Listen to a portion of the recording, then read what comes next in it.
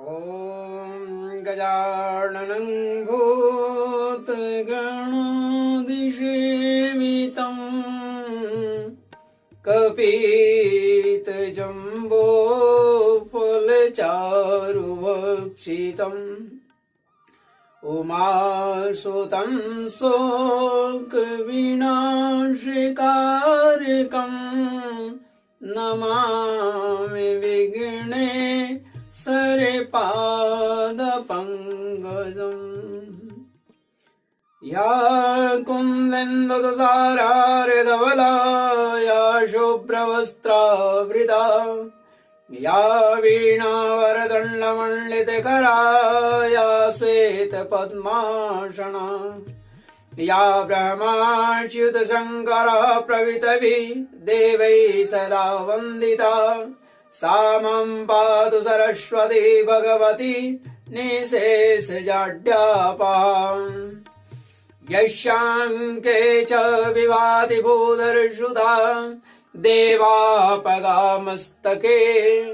भाले बालविदुरे गले च गरलम् यस्योरसि व्यालराट् सोऽयं भूतविभूषणः सुरवरः सर्वाधिप सर्वदा सर्वः सर्वगतः शिवः शशिनिभः श्रीशङ्करः पातु माम्।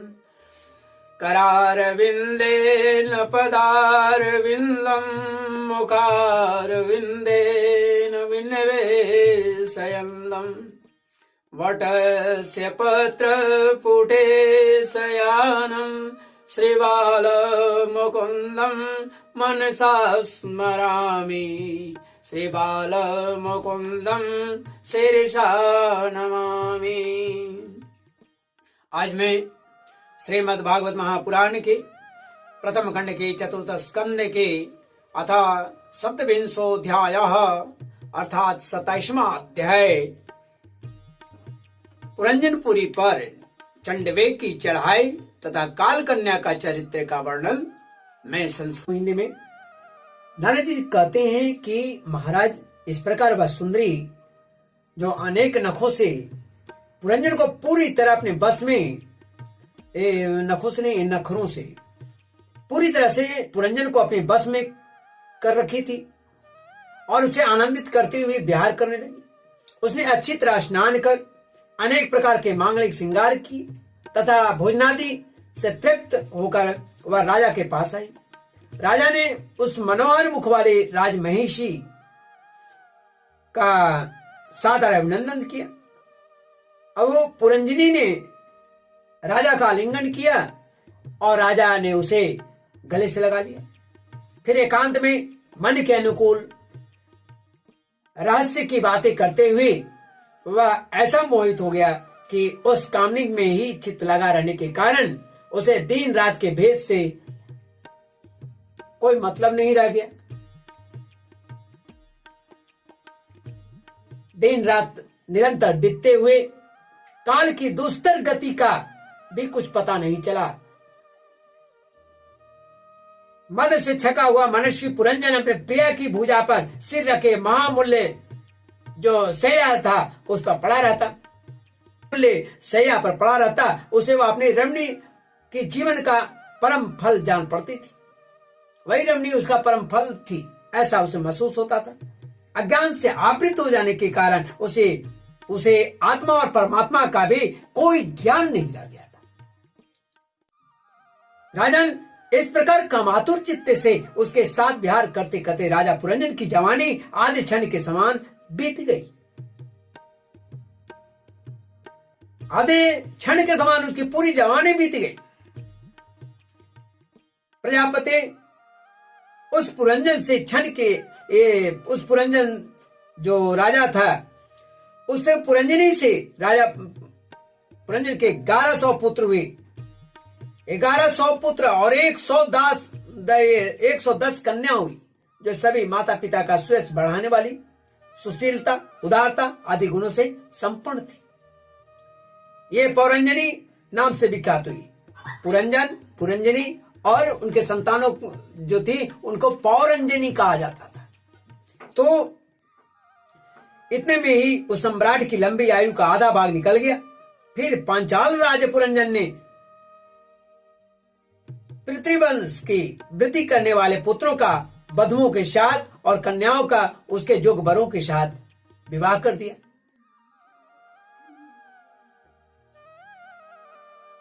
पुत्रों में से प्रत्येक के 100 पुत्र हुए और उनसे वृद्धि को प्राप्त कर पुरंजन का वंश सारे पंचाल देश में फैल गया। इन पुत्र पौत्र गृह कोष सेवक और मंत्री आदि में दिल ममता हो जाने से वह इन विषयों में ही निरंतर बंधा रह गया। और इस निरंतर बंधे रहने के कारण परिणाम क्या हुआ?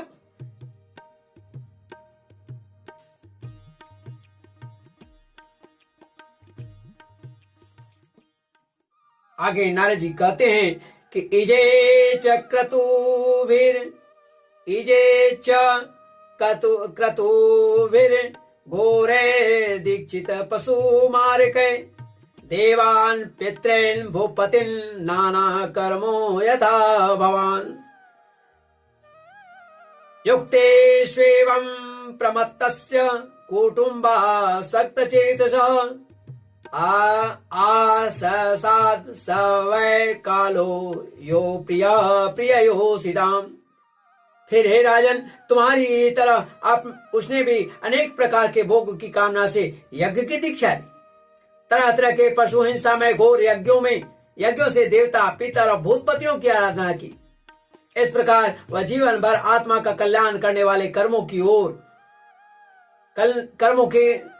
ओर से असावधान होकर के केवल कुटुंब का पालन में ही लगा रहा। कुटुंब के पालन में ही व्यस्त रहा। अंत में वृद्धावस्था को जब पहुंच गया और वहां भी पहुंच गया, उस समय के बाद पहुंच गया जहां काल स्वयं आते हैं। जो स्त्री लंपट पुरुषों का बड़ा अप्रिय होता है, जो स्त्री लंपट है, स्त्री में आसक्ति रखता है, उसके साथ जो होता है उस अवस्था तक वह पहुंच गए। राजन, चंडमेघ नाम का एक गंधर्व राज है। उसके अधीन 360 महाबलवान गंधर्व रहते हैं। इसके साथ मिथुन भाव से स्थित कृष्ण और शुक्ल वर्ण की उतनी ही गंधर्वणियां हैं। ये बारी बारी से चक्कर लगाकर भोग विलास की सामग्रियों से भरी पूरी नगरी को लूटती रहती हैं। जो नगर ऐसा भरा पूरा है उसे वह लूट लेती हैं। गंधर्वराज चंडवेग के उन अनुचरों ने जब राजा पुरंजन का नगर लूटना आरंभ किया, तब उन्हें 5 फन के सर्प प्रजागर ने रोका। या पुरी की चौकसी करने वाला महाबलवान सर्प 100 वर्ष तक अकेला ही उस 720 गंधर्व और गंधर्वियों से युद्ध करता रहा। बहुत से वीरों के साथ अकेले ही युद्ध करने के कारण अपने एकमात्र संबंधी प्रजागर को बलहीन हुआ देख राजा पुरंजन को अपने राष्ट्र और नगर में रहने वाले अन्य बांधवों के सहित बड़ी चिंता हुई। वह इतने दिनों तक पांचाल देश के उस नगर में अपने दूतों द्वारा लाए हुए कर को लेकर विषय भोगों में मस्त रहता था।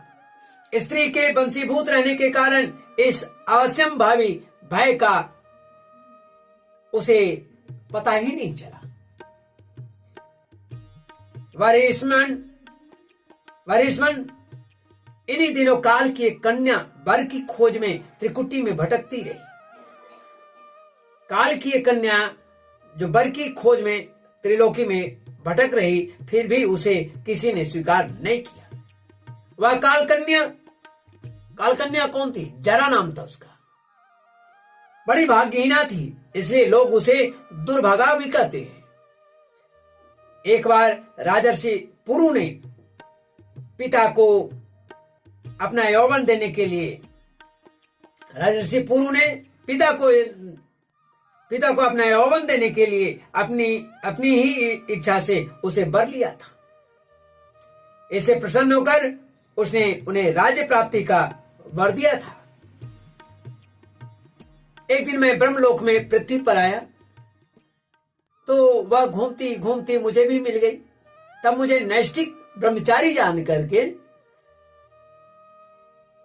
नैष्ठिक ब्रह्मचारी जानकर भी कामातुर होने के कारण उसने वरना चाहा, मुझे अपने पति रूप में स्वीकार करना चाहा।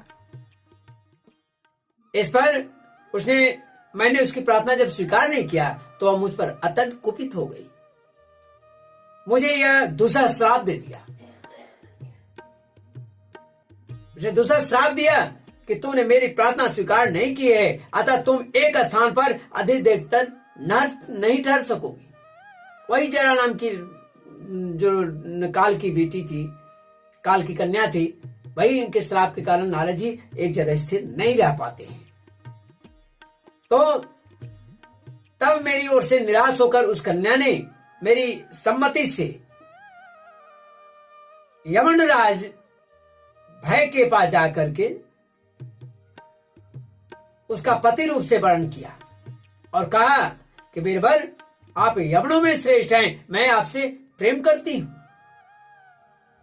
और पति बनाना चाहती हूं। आपके प्रति किया हुआ जीवों का संकल्प कभी विफल नहीं जाता।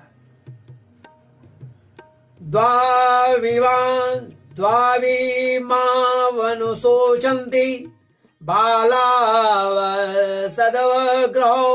यल्लोक शास्त्रोपणतं न राते न तदीक्षति।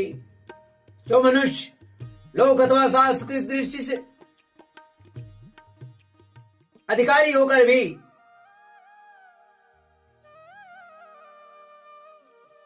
देने योग्य वस्तु का दान नहीं करता, जो शास्त्र दृष्टि से अधिकारी होकर भी ऐसा दान नहीं लेता, वे दोनों ही दुराग्रही और मूढ़ हैं, अतः वह सोचनीय है। हे भद्र, इस समय मैं आपकी सेवा में उपस्थित हूं, आप मुझे स्वीकार करके अनुग्रहित कीजिए। पुरुष का सबसे बड़ा धर्म है दीनों पर दया करना। काल कन्या की बात सुनकर यवन राज ने विधाता का एक गुप्त कार्य कराने की इच्छा से मुस्कुराते हुए उसे कहा, मैंने योग दृष्टि से देखकर तेरे लिए एक पति निश्चय किया है। तू सबका अनिष्ट करने वाली है, इसलिए किसी को भी अच्छी नहीं लगती और इसी से लोग तुझे स्वीकार नहीं करते। अतः इस कर्म जनित लोक को तू अलक्षित होकर बलात् भोग, बलपूर्वक इसको भोग। तो मेरी सेना ले जाकर इसकी सहायता से तो सारी प्रजा का नाश करने में समर्थ होगी, कोई भी तेरा सामना न कर सकेगा। तब आगे वे कहते हैं कि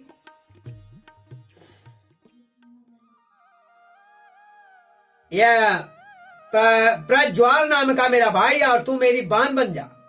तुम दोनों के साथ मैं अव्यक्त गति से भयंकर सेना लेकर सारे लोकों में बेचैन रहूंगा। आगे की कहानी मैं बतलाऊंगा। इति श्रीमद्भागवते महापुराणे पारमहंस्यां संहितायां चतुर्थ स्कंदे पुरंजनोपाख्याने सप्तविंशोऽध्यायः। करारविन्देन पदारविन्दं मुखारविन्देन विन्वेषयन्तम् वटस्य पत्रपुटे शयानं श्रीबालमुकुन्दं मनसा स्मरामि। श्रीबालमुकुन्दं शीर्षा नमामि।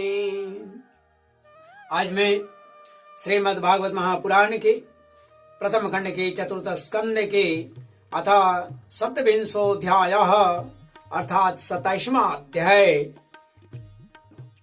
पुरंजनपुरी पर चंडवेग की चढ़ाई तथा काल कन्या का चरित्र का वर्णन मैं संस्कृत में आरंभ करता हूँ। त्रुटियां हो सकती है, जो आप सभी गुरुजनों से एक आश, एक उम्मीद, एक आशीर्वाद की भावना लिए हुए आप तक प्रेषित करता हूं। मैं आद्य शक्ति और अनंत ब्रह्मांड नायक भगवान नारायण से भी आशीर्वाद की अपेक्षा रखता हूं, जिन्होंने मुझे इस योग्य बनाया है। अब मैं संस्कृत में आरंभ करता हूं। क्योंकि इससे पूर्व मैंने हिंदी में दे रखा हूं। नारदवाच एतं पुरंजनम सम्यग् वसमानीय विभ्रमे पुरंजनी महाराज रे मे रमयति पतिम स राजा महिषीं राजन् सुस्नातां सुरुचिराननां कृतस्वस्त्यैणां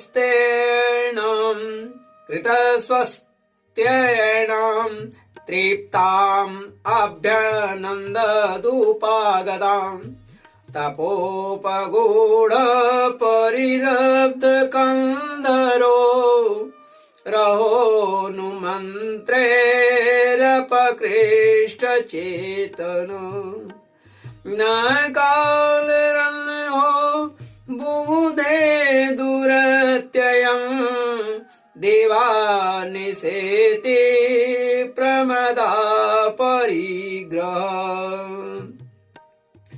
सयान उन्नद्ध मदो मामणामार्हतल्पे महिषी भुजोपधि तामेव वीरो मनुते परं यतस्तमो विभूतो न निजं परं च यत्। पुरंजन अपनी पत्नी पर मोहित थे। उन्होंने मद से छका हुआ मनुष्य पुरंजन अपना प्रिया की भुजा पर सिर रखे महामूल्य शैया पर पड़ा रहता। उसे तो वह रमणीय ही जीवन का परम फल जान पड़ती थी।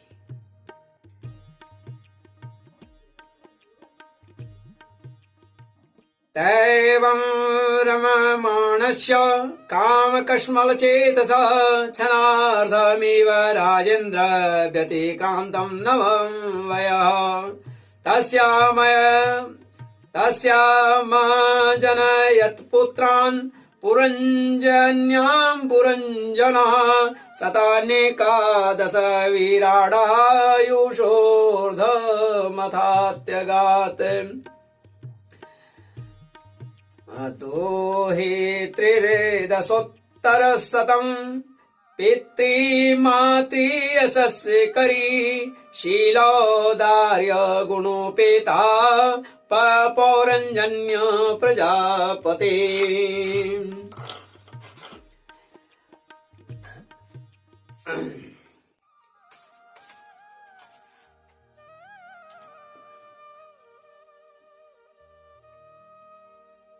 स पाञ्चालपति पुत्रान् पितृवंश विवर्धनान् दारे संयोजयामाश दुहित्री सदृशैर्वरै पुत्राणां चाभवन् पुत्रा एकैकस्य शतं यैर्वै पौरञ्जनो वंश पञ्चालेषु समेधित तेषु तद्रिक्तहारेषु गृहकोशानुजीविषु निरूढेन ममत्वेन विश्वेष्वन्वन्द्यत इजे च क्रतुभिर्घोरैर्दीक्षितः पशुमार्गैर्देवान् पितॄन् भूतपतीन् नाना कामो यथा भवान् युक्ते स्वेवं प्रमत्तस्य कुटुम्बासक्तचेतसः आशिषाद स वै कालो यो प्रिययोषिताम् चण्डवेग इति ख्यातो गन्धर्वाधिपतिर्नृपः गन्धर्वास्तस्य वलिना षष्ट्युत्तरशतस्त्रयम् गन्धर्व्यस्तादृशीरस्य मैथुन्यश्च सिता परिवृत्या विलुम्पन्ति सर्वे काम विनिर्मिताम् ते चण्डवेगानुचरा पुरञ्जनपुरं यदा हर तुम्हारे वीरे तत्र प्रत्यसेदत् प्रजागर स सप्तविंशतिरेको विंशत्या च शतं समा पुरञ्जन पुराध्यक्षो गन्धर्वैर्युयुधे बलि क्षीयमाणे स्वसम्बन्धे एकस्मिन् बहुभिर्युधा चिन्तां पराग जगामार्त राष्ट्रपुरबान्धव स एव पुर्यां मधु भुक् पञ्चाले सोऽसपार्षदै उपनीतं बले गृह्णन् स्त्रीजितो नावेदद्भयम् कालस्य दुहिता काचित् त्रिलोकीं वरमिच्छति पर्यटन्ति न वरिष्मन् प्रत्यनन्दत कश्चन दौर्भाग्येनात्मनो लोके विश्रुता दुर्भाग्येति सा यातुष्टा राजर्षयेतु वृता दात् पूर्वे वयम्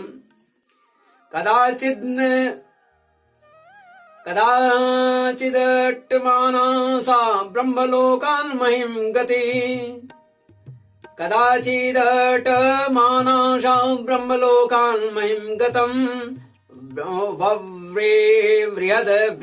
व्रतं मां तु जानति काममोहिता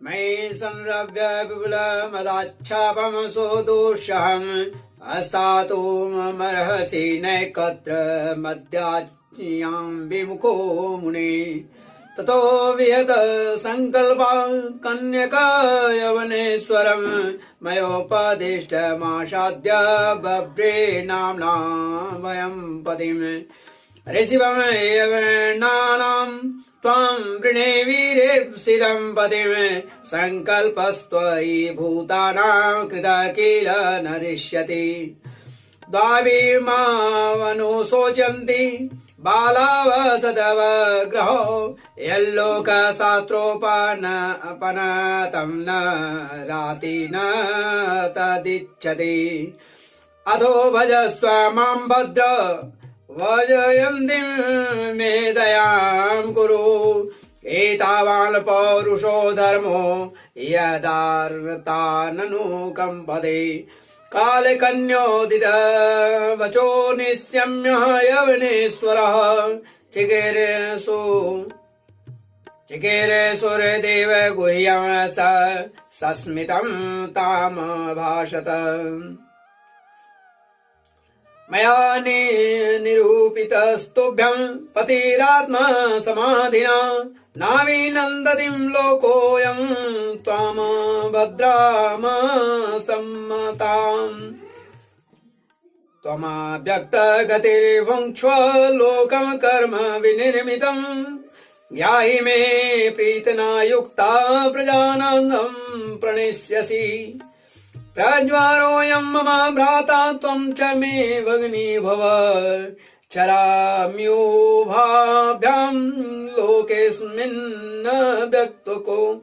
व्यक्तको भीमसैनिकः इति श्रीमद्भागवते महापुराणे पारमहंस्यां संहितायां चतुर्थस्कन्धे पुरञ्जनोपाख्याने सप्तविंशोऽध्यायः यदा जलं पदं भ्रष्टं मात्राहीनं च भवेत् तत्सर्वं क्षम्यतां देव प्रसीद परमेश्वर श्रीमन्नारायण नारायण नारायण हरिर् नारायण नारायण नारायण गोविंद नारायण नारायण नारायण माधव नारायण नारायण नारायण श्रीमन्नारायण नारायण